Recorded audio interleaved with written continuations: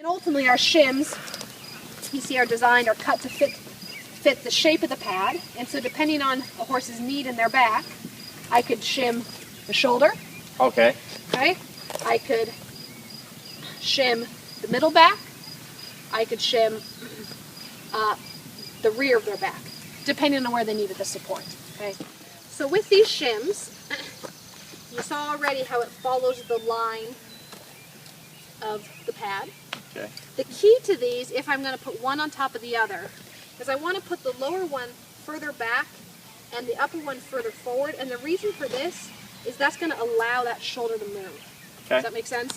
When it's like this, when the shoulder's bumping against we're it. blocked. Okay. So that I take the time to explain that because if you understand it, it makes more sense. Okay? So I'm going to put them so they're inside about like this. Okay. The strategy on this part is kind of just use the shove finagle technique. So I open it up, I drop it down there. I've got this first shim pressed into the corner here. Okay. And I'm going to drop my second shim in. In hindsight, I should have put a table here in front of me. That would have made life a little easier.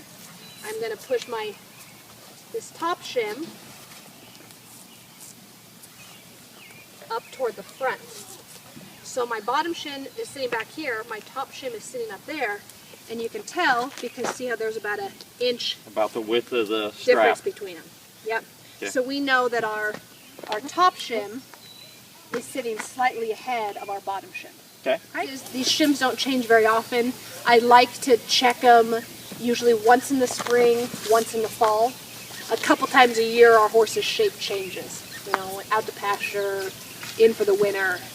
So I like to make periodic adjustments on it, but it's not something, if you're using the same pad on the same horse, it's not something you need to be changing with a great deal of frequency.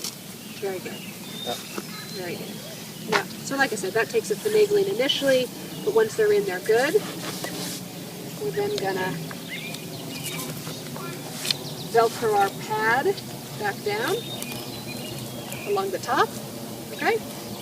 And we have our shims out.